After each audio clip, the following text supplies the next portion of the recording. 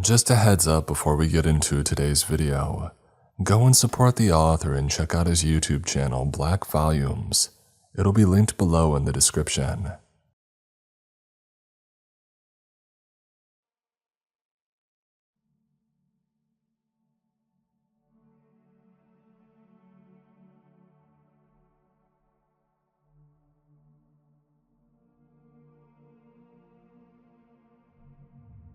You may think you know this space agency, but you don't. NASA is not the sum of its publicly presented parts. I'm not simply talking about classified research and development. I'm talking about the dozens of space programs veiled from prying eyes. Programs hidden even from many folk within the company. And when I was finally offered the privilege of peering behind the curtain, I found myself at the eye of an unprecedented storm, a disaster beyond the bounds of earthly horror. The GE-1 mission.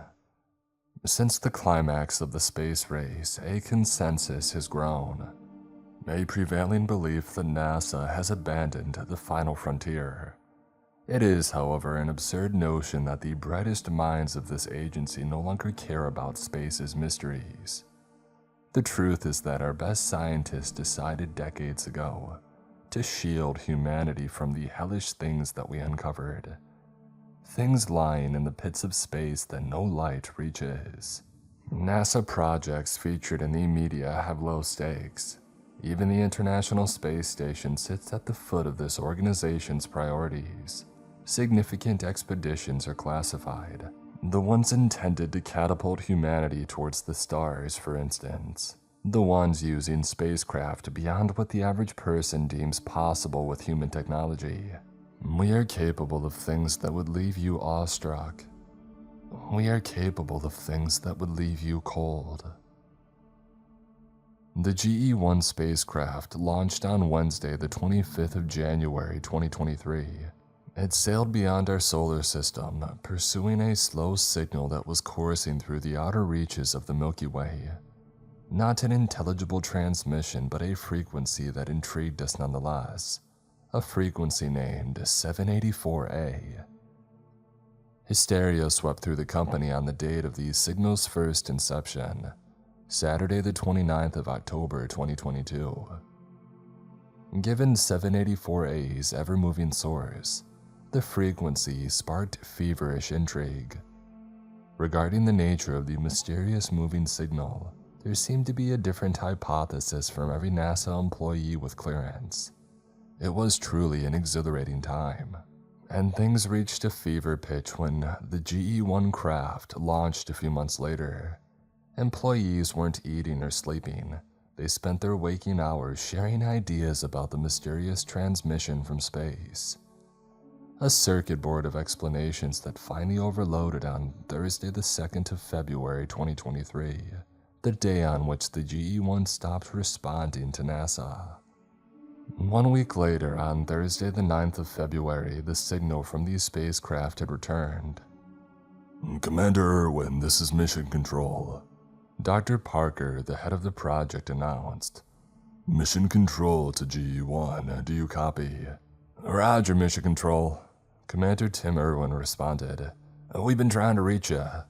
"We lost contact with GE-1 7 days ago, Commander. What happened? What is your status?" Dr. Parker asked. "All systems are fine, Mission Control," Irwin replied. Dr. Parker seemed flustered by the commander's nonchalant demeanor. The project leader clawed at his gray, thinning hair with tense fingers. The old man seemed to be carefully considering his next utterance. 7 days without contact, Commander. 7. GE-1 disappeared at our end. Do you have a status report? Anything which might explain why we were unable to communicate with one another?" Parker had asked. "Nothing, Mission Control," Irwin blankly replied.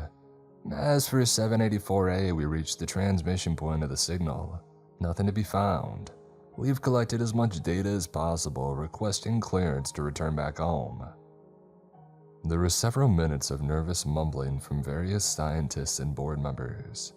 Dr. Parker looked broken beyond measure by the time that he leaned forward, heavy breath beating against the microphone.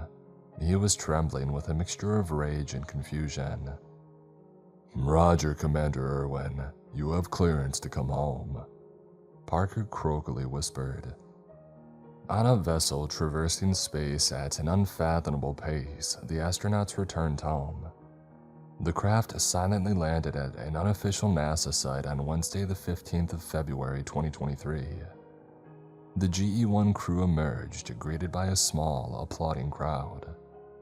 Tim Irwin and Gianna Danes and Matthias Olsen. Those were the three astronauts who supposedly emerged from the spacecraft. And at first, we had no reason to believe anything else. We recognized the three faces, the three voices, the three brilliant minds. However, it didn't take long for slight oddities to slip through the cracks. I overheard something perplexing while Tim Irwin spoke to his wife, Melissa Irwin, in the break room. "I love you, Melody," the astronaut said. Melissa frowned, smiling awkwardly. "Melody? Who's Melody?" I didn't intend to eavesdrop. I had been helping myself to a drink, but still I slowed down when I heard that. Melissa was clearly teasing her exhausted husband, but there was a slight tinge of uncertainty in her voice, and I'll admit that I was a little too nosy. I pretended to weigh up 2 different drinks before I made my way out of the room. As a result, I managed to catch the tail end of the commander's strange fumble. Irwin cleared his throat. I'm sorry, honey, I forgot my wife's name," Melissa laughed, finishing his sentence. "No worries, honey, it's Melissa, by the way, just to let you know. I didn't realize that I had to worry about you finding another woman in space." "I know your name," Tim icily sliced. I froze halfway out of the door as Melissa replied with a timid voice. "Sorry, sweetie, I know I was only joking," she assured. "Your head must be all over the place. You look like you need a good rest." I laughed to myself once I was out of earshot, but I felt the same as Melissa. Something was slightly uneven about Tim's disposition. It wasn't simply a sleep-deprived brain. I knew that, and she knew that. The commander's voice had changed when his wife had confronted him. It didn't sound like the astronaut any longer. I didn't know Tim incredibly well, but I knew that he was different. Whatever the case, I would have forgotten about the entire thing, dismissing my gut feeling as the result of a nerve-wracking week or two. Everybody had been unsettled since GE-1 had lost its signal. We were still recovering from the stress of those awful 7 days without any communication with the spacecraft. There is one other thing worth mentioning from the day of GE-1's return. One of my coworkers claimed to find Gianna Dane standing alone in a corridor, staring at a bathroom door, not entering, not moving. Sleep deprivation, I thought again. 1 year later, that explanation no longer sufficed. On Wednesday, the 31st of January 2024, an unidentified object entered Earth's atmosphere, tumbling into the Pacific Ocean.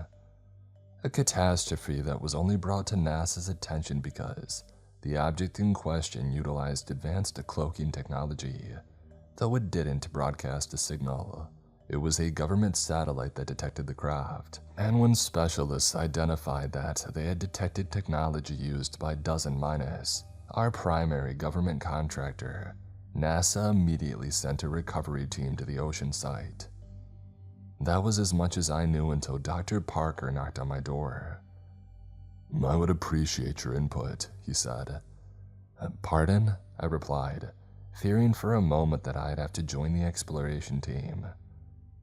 "You're one of only 24 people who were involved with the GE-1 project," Parker explained, as if that were enough information. "I don't understand. That project, it ended a year ago," I said.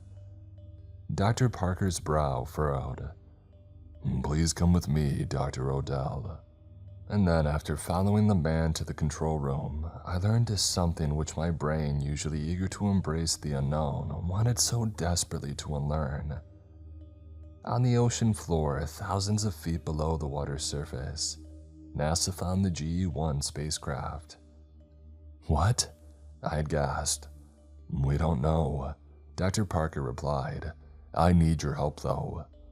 Why? I weakly asked. I don't understand any of this. The GE-1 is sitting in a hangar, isn't it? Yes, Dr. Parker nodded, but it's also sitting at the bottom of the Pacific Ocean, 3,000 miles off the East Coast. My face whitened and the man nodded. Take your time to process that, he said. I'm still working on wrapping my head around it. After a minute or so, I finally summoned a question that I didn't find utterly foolish or uneducated. It's the same exact spacecraft, identical in every way, I asked. The project leader sighed. Well, yes and no.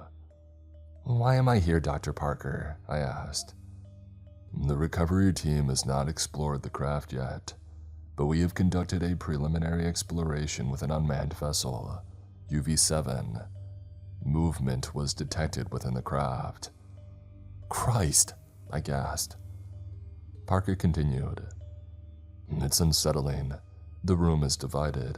Some specialists think a living organism might be down there, but others think it may have been a dislodged piece of equipment. The UV-7 didn't transmit any biological information. Anyway, that's why I wanted to bring you into the room. You're one of this organization's leading biologists after all. I scoffed. I specialize in cell and molecular biology. This is, well, what is this? What have we even found here? Nothing, Parker said. That's my verdict, but Dr. Long disagrees. I mentioned your name to them and I'm hoping you'll help me. How? I asked. By proving what the UV-7 has already told us, he answered. Whatever moved down there wasn't living. It wasn't organic in nature unless a fish happened to. No, it couldn't have been. As I said, the UV-7 would have detected a biological signal. I agreed to offer my opinion. I shouldn't have done so, but I did. It would have been easy to ask Dr. Parker to choose someone else, give somebody else clearance. I wasn't exactly emotionally invested in the GE-1 program. It had been a year since the astronauts had supposedly returned, and we had found nothing at the source of the 784A frequency. Since then, I had moved on to bigger and better things. Of course, everything changed when Parker revealed that an identical version of the GE-1 spacecraft existed at the bottom of the ocean. It was a discovery far beyond anything that I had experienced during 13 years at NASA. I needed an answer to the unknown. 2 hours later, with no more than 20 people in the control room, we watched live footage of the submarine's dive towards the GE-1 crash site. The mission was a joint venture between NASA and a privately contracted company, with all participating crew members legally bound to an NDA. After all, they were about to explore a spacecraft which, in the public realm, did not exist.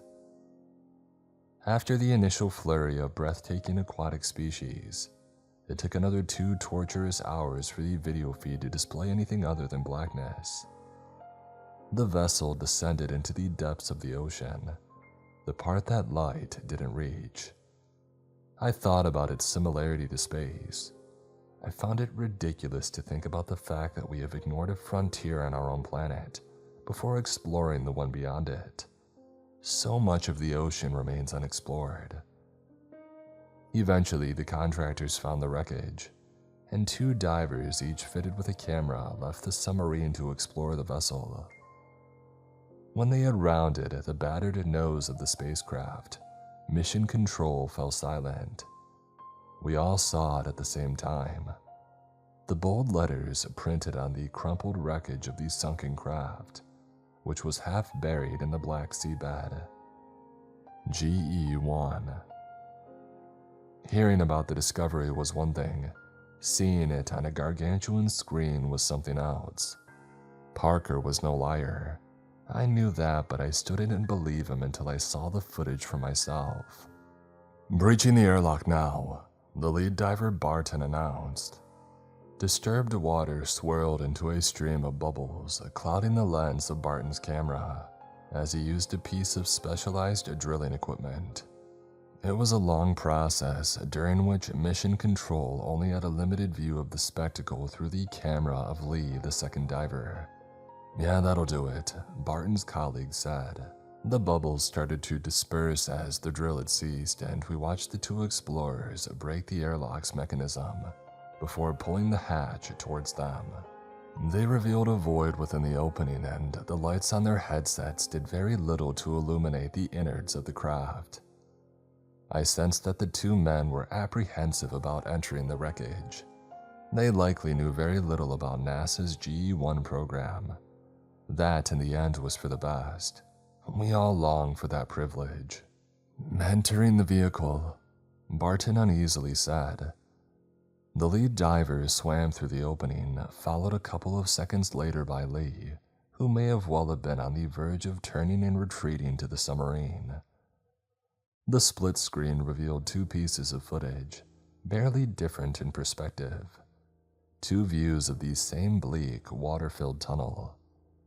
The entrance to a vessel that had once traversed space, only to meet its end in a watery grave. "Are we broadcasting clear footage?" Lee asked.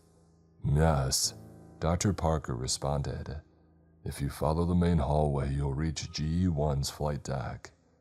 "Not seeing any obstructions," Barton said. "Should be manageable." The pair continued to swim through the hallway of the craft, which, as Barton had noted, was remarkably intact. None of the carnage and chaos that we had expected to find. Then again, we shouldn't have been surprised. There were minimal tears in the exterior of the craft.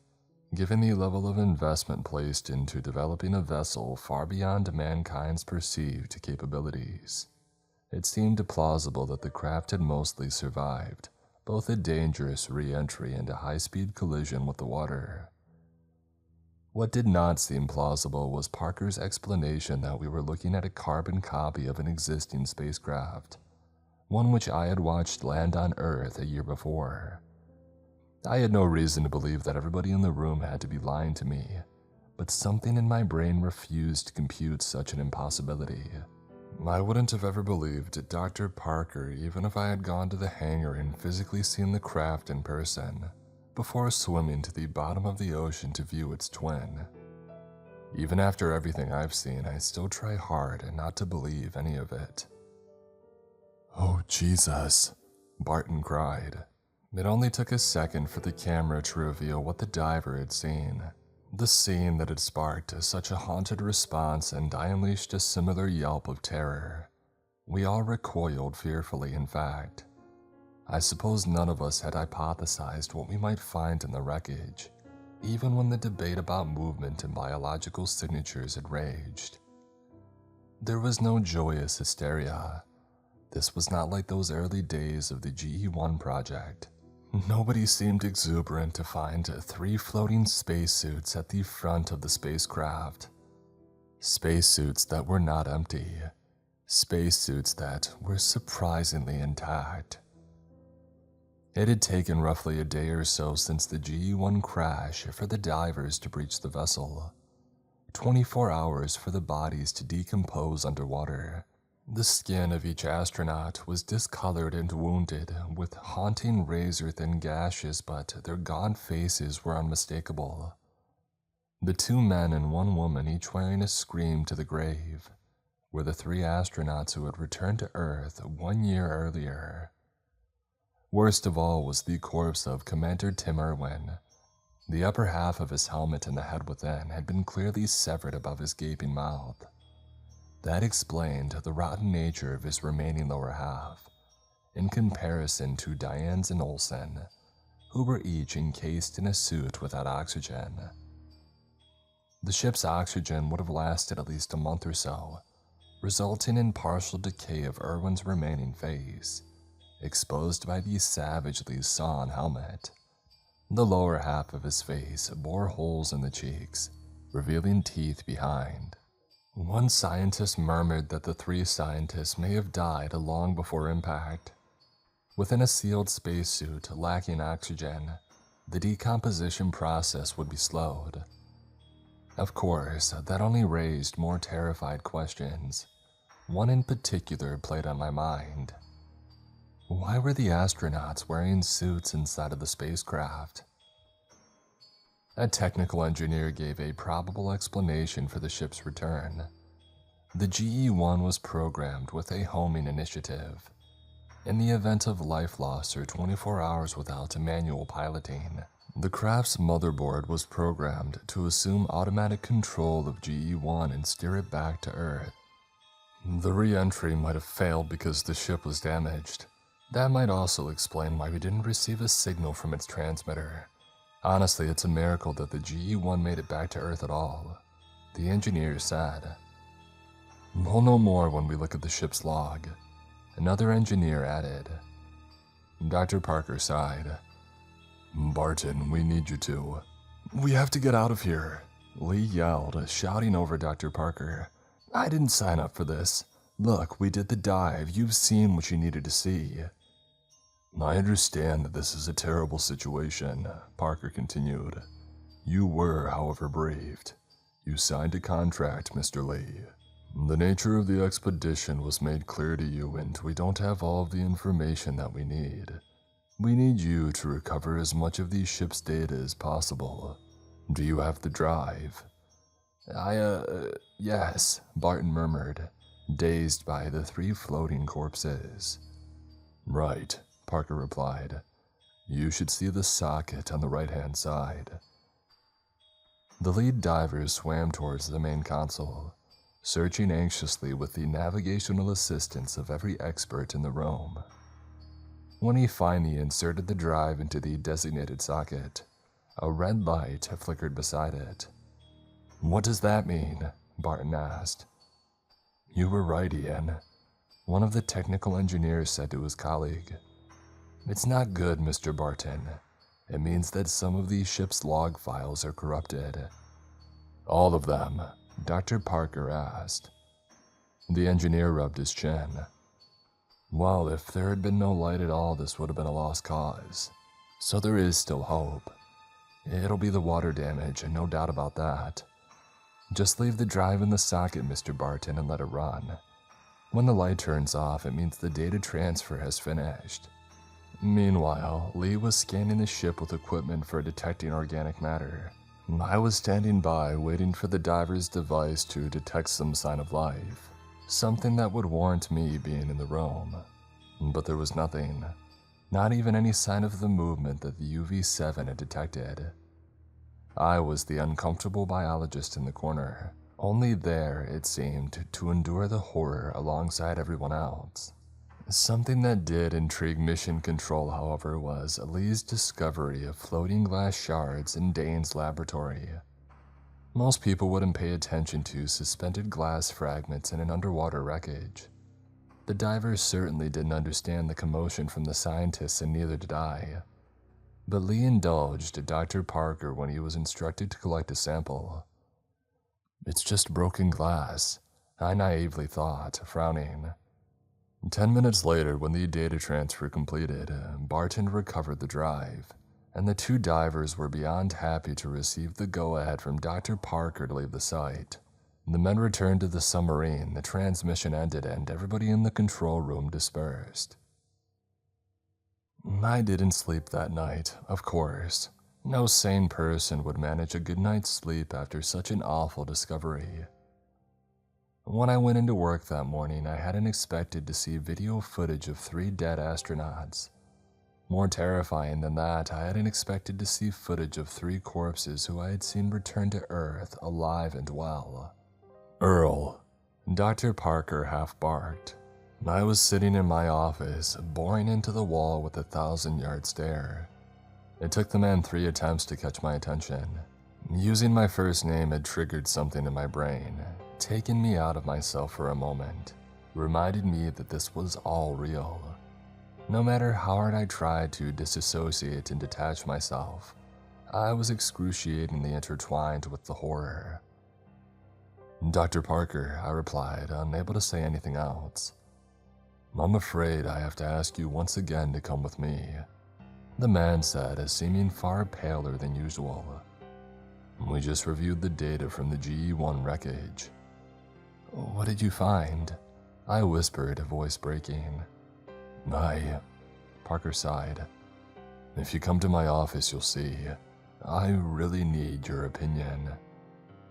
That seemed like a lie to me. Dr. Parker had been talking about the importance of my opinion as a biologist since the start of the GE1 program. But in the end, I had simply been a limp and lifeless limb. Hardly even a backup appendage. Just some excess fat that somebody had forgotten to trim. As it would transpire, however, Dr. Parker had finally found something that required my input. Out of 102 audio files on the drive, only 2 were uncorrupted. 2 recordings from Commander Tim Irwin. Within those recordings, Dr. Parker heard something that he didn't understand. Heard many things he didn't understand. Unfortunately, I scarcely understood the recordings either. What little I did understand, however, horrified me. And as I saw that coming, it was foreshadowed by the project leader, by his haunted eyes. The board need to know whether they found something alien in nature, Dr. Odell. I still don't think it's not organic, I don't believe that. But they won't listen to me, Dr. Parker said. But they will listen to you. I could tell that the man no longer believed his own words. He wanted me to prove him wrong. File 86. This is Commander Tim Irwin. I'm recording this message at 14:40 on Thursday, the 2nd of February 2023. Greenwich Mean Time. Since 12:15 today, we've been unable to contact Mission Control. Olsen has not pinpointed any malfunction, so we hope that all remains well back home. The 3 of us are contemplating the possibility that the issue with our broadcasting signal stems from what we have discovered. The source of the 784A frequency. We found it. And given what we've experienced over the past 2 hours, I believe it to be vital for me to record our findings, in the absence of any communication with Dr. Parker. At roughly 12:35, shortly after losing contact with home, we finally saw a physical manifestation of the frequency that we've been hunting for 8 days. We were starting to think that there would be nothing there. We had been eyeing blackness for hours, believing that the transmission had no visible source. It was when we neared a mile or less from the signal's source that we finally saw something tangible. I'm still struggling to describe our discovery. Well, at first, we didn't know how to put it into words. Now, however, I suppose I would say that we were pursuing an ever-moving belt of glass shards. Yes, and glass shards, you heard me correctly. Thousands of small, glass-like fragments hurtling through the cosmos. Jagged pieces of some unknown material. No sign of biological life. No sign of foreign technology. Just a near transparent substance, with no technological or organic nature, somehow transmitting the 784A frequency. That revelation might disappoint some people back home, those hoping for signs of alien life. Still, I know that Dr. Parker and other minds behind this mission will be extremely fascinated by this discovery. At 12:55, after a brief preparation period, we used the B-1 aircraft to retrieve a sample of glass from the moving belt. I understand that though we were cleared to use the equipment without approval, Dr. Parker may be a little disheartened. I know that he wanted to experience this with us. I just hope that he'll understand. We didn't want to wait for the line of communication to reopen. After all, we didn't know whether we would have another opportunity. We had no way of knowing how the mysterious belt of glass would react to our presence, even though GE1 still wasn't picking up organic or electronic signatures. Diane keeps talking about the possibility of something sentient lurking in the shards. Until we detect something organic, I doubt that. The belt was, and still is, moving at a rather glacial pace of roughly 6,000 miles per hour. we will have no trouble pursuing it in the GE1. As I speak, we are trundling alongside the glass stream at a crawl. It stretches for hundreds of miles. Who knows how many shards are contained within the stream? With regards to recovering glass pieces from the belt, the B-1 craft suffered catastrophic damage, which intrigued us. No form of glass on Earth would be powerful enough, even at such a great speed, to tear through the B-1's reinforced hull. That only confirmed what we already knew. This isn't glass. It isn't anything that we understand. Upon realizing that, we knew that we had to retrieve a sample. Regardless of the damage to B-1, the small craft only managed to collect a meager handful of passing shards, but that was enough. We didn't want to push our luck, so we brought it back within a matter of minutes. I'll send over the data logs as soon as the communication is fixed. You'll see what I mean. The miniature vessel was almost obliterated by the belt, and we didn't want to lose an opportunity to claim at least something. At 13:20, Dr. Gianna Dianes examined the 7 shards recovered by the B-1 craft in her laboratory. She instructed Olsen and I to wear protective gear before joining her, as she had no idea exactly what we would find. We giddily watched Diane's conduct her tests. She was giddy too, in all honesty, though she attempted to maintain a professional composure. We are aware, whatever we've retrieved, that is unlike anything humanity has seen before. Dr. Dianes confirmed around 1420 what we had seen in GE1's data. The shards do not contain organic matter. Each piece is composed of a raw material not present on Earth or any other planet that we've ever explored. Shortly before I started recording this, however, Olsen became a little jittery.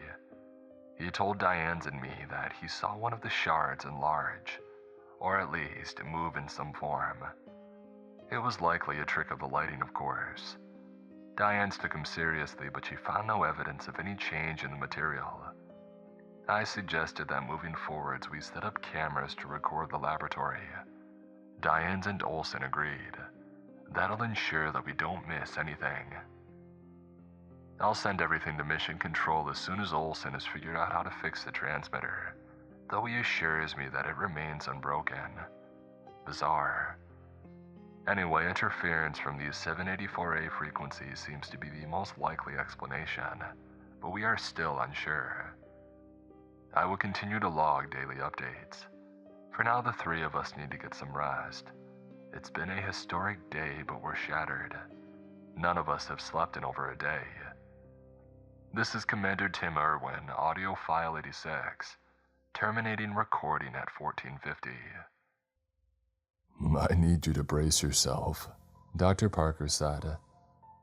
I snapped back into reality, having been fully immersed in the wonder of the crew's discovery, much like Commander Irwin.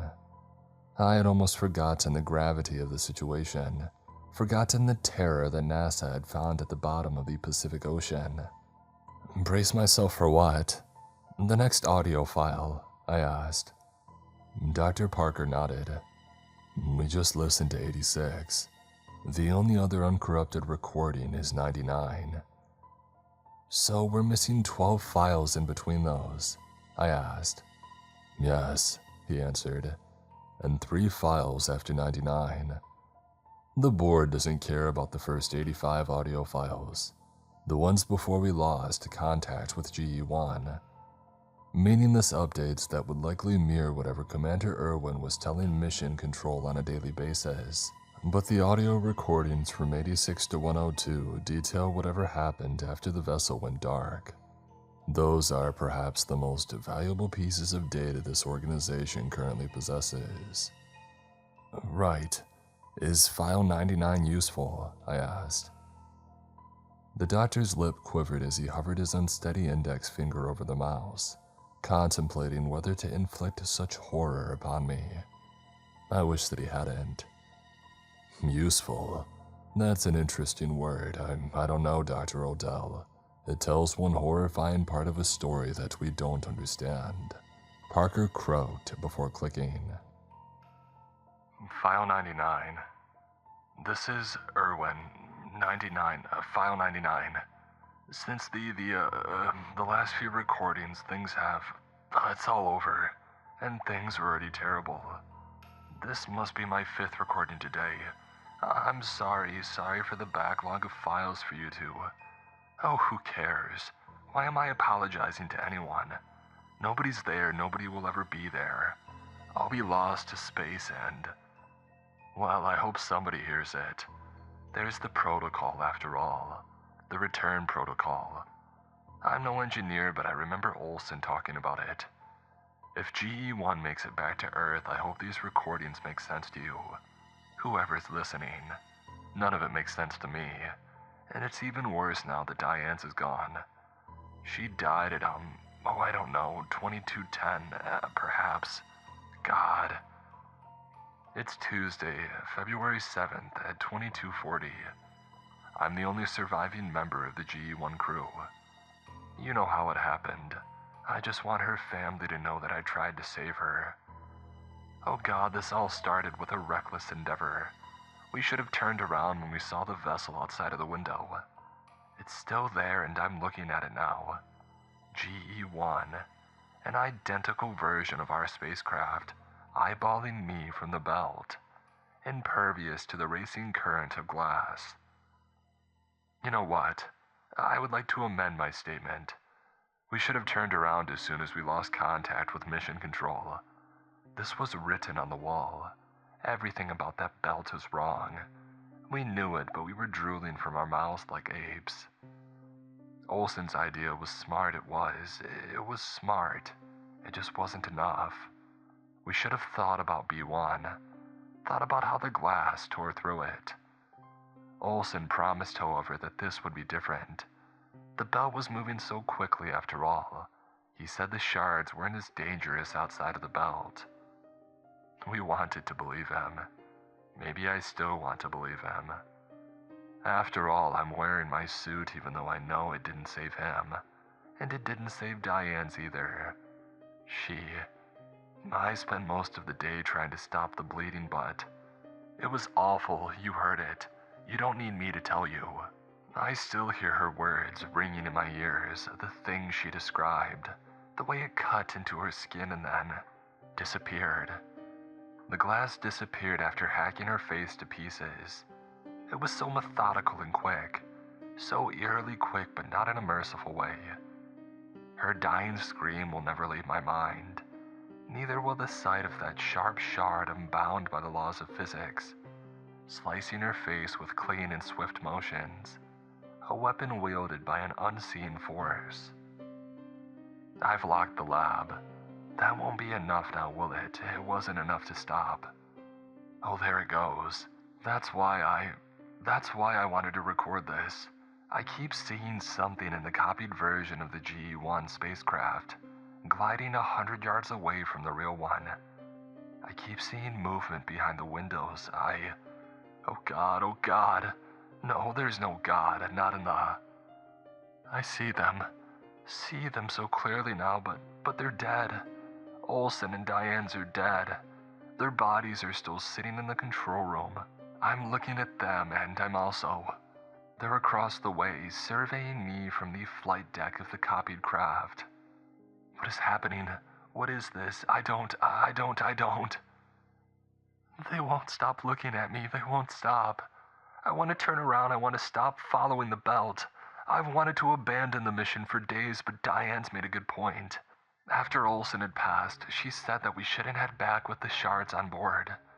We were just too frightened to go near the glass after he had died. Without Diane's, I don't see myself solving this.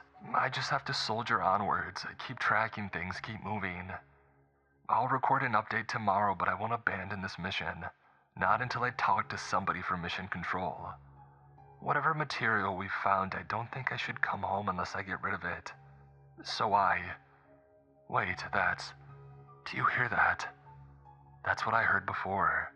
When it happened to Diane's, when the glass moved, it changed into something. I don't know. It looked almost liquid, like a thin trail of water with a slight sheen. It crawled across the walls before climbing her suit and somehow slithering beneath the visor. I don't know how it entered, and then it started solidifying.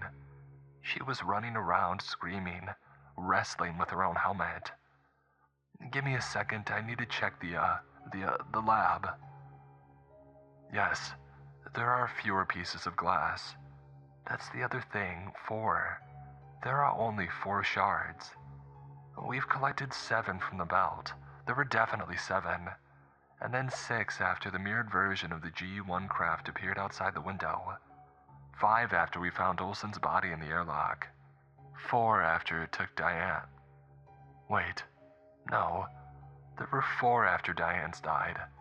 At 22:10. It's 22:43 and I only see 3 shards in there. They're sitting on her desk, but the door's locked and there's no sign of exit. Where did the 4th one go? Where did it go? God dang it! I don't know how much longer I'll be able to wait. I want to come home more than anything. See Melissa, see the little ones. But that's exactly why I won't come back. It would be selfish. It wouldn't be right to let them live on Earth with the risk of these shards. Stop looking at me, both of you, stop it! What are you? You're not them. They're dead. I'm sorry. I'm so sorry for recording all of this. It would have been better not to know, wouldn't it? It would have been better not to know. Commander Tim Irwin, audio file 99. Terminating recording at 22:45. After the audio ended, Dr. Parker and I sat quietly, not silently. I could hear my own heartbeat in the quaking canals of my ears. I could hear the project leader hyperventilating, failing to hide a fearful murmur that sounded at the back of his throat. He had already heard the 2 files, of course. I had no idea how he had managed to maintain any semblance of professionalism. He knew what was coming. He knew what I was about to hear. But he said nothing. He did nothing. I was crumbling from the haunting revelations in the last surviving recording of Commander Irwin. I hated Dr. Parker for involving me in the GE-1 program. Think about what we saw, the man eventually whispered. I looked at him without uttering a word, giving the scientist time to continue. Think about the body of Tim Irwin, Parker explained. What remained of it? I need more than anything in the world to hear File 102, the Commander's final recording on Friday the 17th of February 2023. That was after the GE-1 had landed, I said. He shuddered. It wasn't the GE-1, Dr. Odell. You know that now. I'm thinking about the shards recovered from the wreckage. What happened to those? I asked, gripped by a fresh wave of terror. Dr. Parker lowered his head. Scientists are examining the fragments. Dr. Zeeland's team. Now you've listened to the audio files. I would like you to lend your expertise in his laboratory. Right, well, I've remembered something else, I said. The video footage from the dive. Do you remember seeing the glass in GE-1's laboratory? Well, I've hardly thought of anything else, he replied. Commander Irwin said in the final uncorrupted recording that only 3 shards remained, but there were more than 3 shards in that water. I quivered. Parker frowned. I don't know what to say to that, Earl. The shards could have shattered during the crash, split into numerous smaller fragments. I didn't believe that. Not from the description the commander had given. These were sturdy, unnatural things, things which could change shape and state, not things that would shatter. Anyway, Dr. Odell, the scientist muttered, clearing his throat. Before we go to Zeeland's lab, I would like to ask for your opinion. GE-1 found no evidence of organic matter in the belt. Dr. Gianna found no evidence of organic matter in the shard samples. Given the commander's description in File 99, however, do you think that the ship's data log may have been wrong? Do you think Dr. Gianna may have been wrong? I sighed. There isn't enough evidence for me to give a definite answer to that question, Dr. Parker. Not until I see the shards for myself. I regretted saying that. I didn't want to see the shards. I wanted to run away, wash my hands of the whole thing. File 99 had filled me with a bottomless dread that I didn't realize the human body could experience. It haunted me. The thought of an unfeeling thing stealing one's form and then shredding that same person to pieces. The commander was right. It would be the worst thing imaginable for these substances to make its way back to Earth. But it was all over when the glass mimicked the spacecraft. The shards have already been here for a year. "You're too late," Dr. Zealand said. That line snapped my mind into action. I had zoned out of the earlier conversation with the scientist, still trying desperately to process the horror of the past few days. It was nearly impossible to process something far beyond our world, something the human mind has not evolved to process. Dr. Parker scoffed. "Dr. Odell needs to." "Dr. Odell is too late," Zealand interrupted. "We disposed of the shards this morning." "I beg your pardon?" I asked. "The fragments were dangerous. The audio recordings made that abundantly clear. Dr. Long ordered us to destroy the samples," Dr. Zealand said. At that moment, Veronica Riding emerged from the lab, which was being barricaded by Dr. Zealand's hulking form. The sheepish woman was pushing a trolley of black waste bags, and she seemed to be trying to avoid detection. Regardless, hope sparked in my mind, as Veronica was a close friend of mine, not just a colleague. I hoped she would clear up the strangeness of the situation. The idea of NASA discarding such an important historical find seemed unthinkable to me. It was a lovely thought, there's no denying that. I wanted to entertain the possibility of the agency putting mankind's safety before mankind's progression, but I'm not a moron. "Veronica," I called. "Is it true?" "Oh, what was that, Dr. Odell?" she asked, stopping to face me. My body temperature lowered. As I eyed the face of my dear friend, I felt the shift. I didn't see a physical difference in Veronica's appearance as such. The shift in my fractured mind was more subtle than that. It was a feeling that whisked away the contents of my gut. Veronica always called me Earl.